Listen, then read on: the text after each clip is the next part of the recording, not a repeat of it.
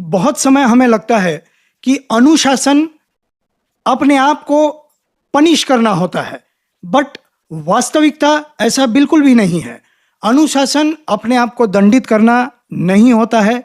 या तो सवेरे जल्दी उठना हो, व्यायाम करना हो, अपना काम समय से करना हो, यह सब अपने आप को दंडित करना नहीं होता है।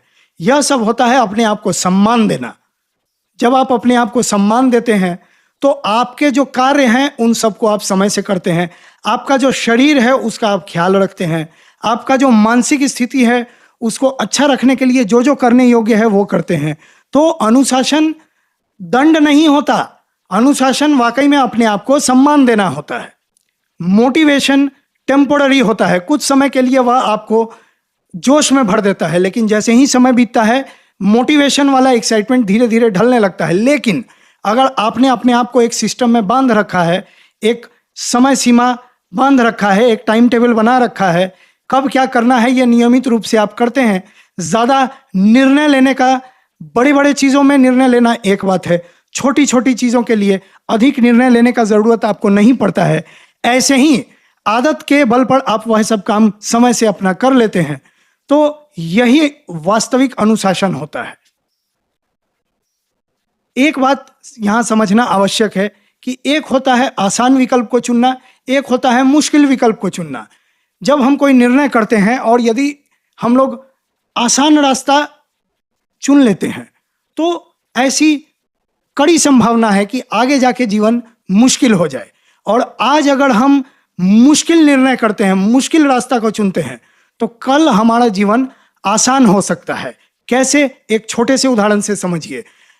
रोज दंड मारना या डिप्स जिसको अंग्रेजी में कहते हैं, या पैर का व्यायाम करना आज आपको भारी लग सकता है, आज आपको कठिन लग सकता है, लेकिन यदि आप रोज घुटनों को ऊपर नीचे करते हैं, उठक बैठक करते हैं, या दंड मारते हैं, या बेसिक जो छोटी छोटी स्ट्रेचिंग के ही एक्सरसाइज है वे करते हैं, तो कई साल बाद जाके आपका शरीर सुडौल रहता है लंबे समय तक के लिए।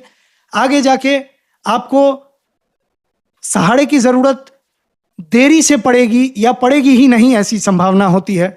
और यदि आप आसान रास्ता चुनते हैं, आज ये सब छोटे छोटे स्ट्रेचिंग एक्सरसाइज, छोटे छोटे व्यायाम नहीं करते हैं, तो कल को जाके जीवन थोड़ा सा मुश्किल हो सकता है। जब कोई अपने जीवन को पूरी तरह से बदलने का निर्णय करता है, ऐसा मेरे और आपके साथ भी होता है, तो हम लोग का टेंडेंसी क्या होता है कि बहुत सारे बदलाव करना, बहुत सारे चीजों को नए तरीके से शुरू करना। जोश में जब हम आते हैं तो बहुत अधिक लोड अपने ऊपर ले लेते हैं, और धीरे धीरे जब वह लोड का भार हमें समझ में आने लगता है तो हमारा एक्साइटमेंट फिजल आउट होने लगता है, कम होने लगता है। तो यह समझना भी जरूरी है कि जब कभी भी आप कोई मेजर बदलाव करने का सोच रहे हैं तो एक बैग बहुत ज्यादा बदलाव करने के चक्कर में ना पड़े, छोटी छोटी चीजों को धीरे धीरे बदलना शुरू करें।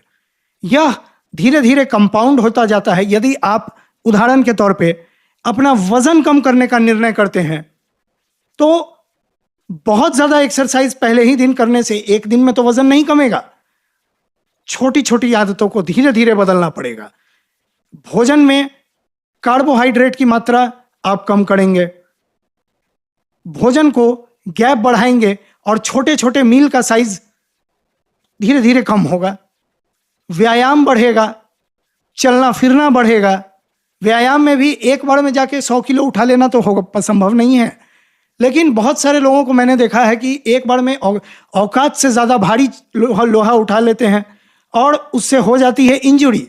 करने चले थे कुछ, फिर वो 2 सप्ताह 3 सप्ताह 1 महीना 2 महीना बैठ जाते हैं।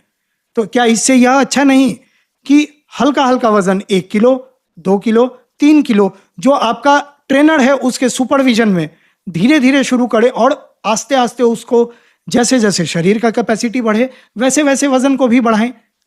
क्या यह अच्छा नहीं है? जब आप छोटे छोटे बदलावों को सस्टेनेबल लंबे समय तक सस्टेन कर लेते हैं तो आपका पहचान खुद की अपनी नजरों में भी बदलने लगता है, लोगों में भी बदलने लगता है। तो एक बैग ज्यादा काम एक बार में न करने के बजाय छोटे छोटे बदलाव करें, लंबे समय तक जो सस्टेनेबल हों, वे सबको पहले बदलें और उन पर कार्य करना शुरू करें। फ्रिक्शन को नजर के सामने से हटाएं। यदि आपने निर्णय किया है कि आज से मैं अध्ययन करना, पढ़ना लिखना शुरू करूंगा, किसी चीज के बारे में नॉलेज गैदर करूंगा, तो उस नॉलेज को जो किताब देता हो अपने हाथ के पास पहुंच के रेंज में रखिए कि जब समय मिला खोल के 2 पन्ना पढ़ लिया। अगर आपने जिम जाने का निर्णय किया है कल से, तो जिम का जूता और जिम के कपड़े नजर के सामने रखिए। इन्वायरमेंट, मेरा कहने का मतलब है, आपने समझ लिया होगा, इन्वायरमेंट बहुत मैटर करता है। तो जैसा आप बनना चाहते हैं वैसा इन्वायरमेंट बनाए। अगर आप मेंटल क्लटर, इमोशनल क्लटर को कम करना चाहते हैं, तो आपके बिस्तर पर अगर किताब, कलम, कपड़े, पैकेट यूं ही फैले रहते हैं, तो आस्ते आस्ते धीरे धीरे उन चीजों को समीट बटोर के उचित जगह पे रखें। अपने बिस्तर को बिल्कुल फ्री कर लें, अपने टेबल को बिल्कुल फ्री कर लें। घर को एक दिन में पूरा ना भी संभव हो तो धीरे धीरे किसी एक कोना को एक दिन पकड़ के, किसी और कोना को और एक दिन पकड़ के धीरे धीरे साफ सफाई करें। अननेसेसरी कागज पत्तर, अननेसेसरी जो कुछ भी जो सामान है जिसको आपने 2-3 साल 5 साल हो गए और उसकी जरूरत अब आपको नहीं है, उसको या तो किसी को दान कर दें या तो यूं ही घर से बाहर फेंक दें। जहां आपको डस्टबिन हो या जहां कचरा जमता हो वहां जाके उसको रखाएं, जरा भी नहीं झिझके।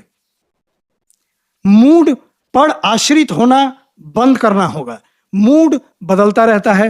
एक मिनट एक तरह का मूड है, दूसरे ही तरफ कोई नया खबर मिल गया या किसी से कुछ ऐसा बात हो गया कि मूड दूसरे तरह का हो गया।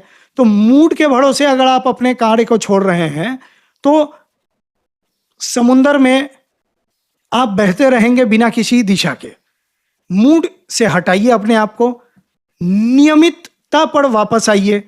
एक टाइम टेबल बनाइए, अपने आप को कमिट कीजिए, कंसिस्टेंट रहना सीखिए, रिपीट करना सीखिए, चीजों को बार बार रिपीट करना सीखिए। जितना अधिक रिपीट करेंगे उतना ही वो नेचुरल बन जाएगा, उतना ही वो आम बात बन जाएगा आपके लिए। अलग से आपको मेहनत करने या सोचने समझने निर्णय करने की जरूरत नहीं पड़ेगी। जब कभी भी कोई कार्य आप शुरू कर रहे हैं, बहुत ज्यादा अगर मेंटल या इमोशनल रेजिस्टेंस होता है, आप कई बार काम शुरू करना चाहते हैं लेकिन शुरू कर ही नहीं पा रहे हैं, तो केवल 5 मिनट के लिए वह कार्य को करने का निर्णय करें।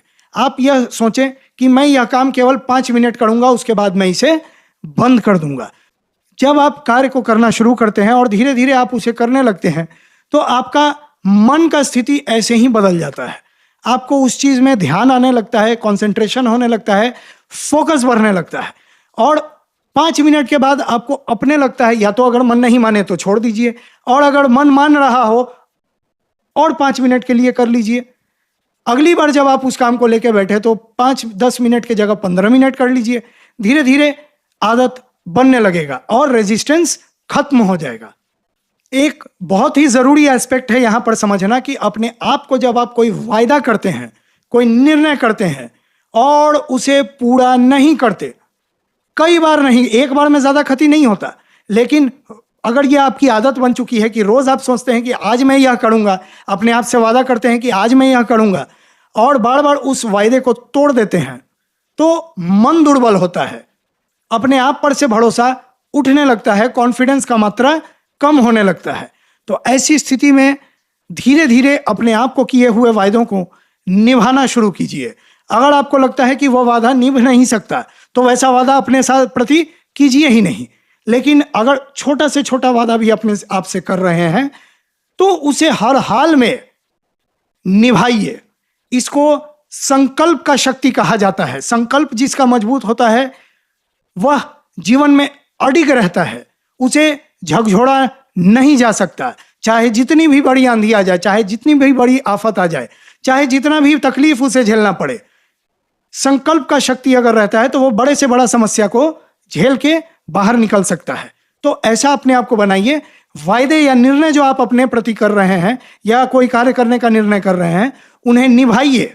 यह आपके संकल्प शक्ति को बढ़ाएगा, अपने आप पर भरोसा भी यह बढ़ाएगा, अपने आप पर कॉन्फिडेंस भी यह बढ़ाएगा और आपके पर्सनालिटी में, आपके चेहरे पर यह दिखाई देने लगेगा।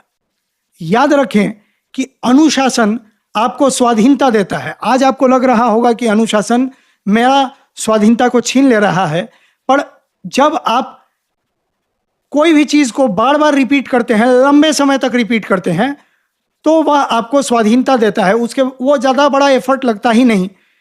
आर्थिक अनुशासन आर्थिक फ्रीडम देता है, फिजिकल अनुशासन फिजिकल फ्रीडम देता है। फ्यूचर में जाके किसी भी तरह से अगर आप जीवन को अनुशासन में बांध रहे हैं, अपने आप का सम्मान करना शुरू कर रहे हैं, तो उसका नतीजा अच्छा ही होगा। आपका भविष्य आपके इरादों से उज्जवल नहीं होगा, आपका भविष्य आपके विचारों से उज्जवल नहीं होगा। अगर आपका भविष्य उज्जवल होगा तो छोटे छोटे कार्यों से, जो आप रोज रिपीट करते हैं, जो आप लंबे समय तक करते जाते हैं, बिना बदलाव के, बिना रुकावट के, यही आपके जीवन को बदल कर रख देगा।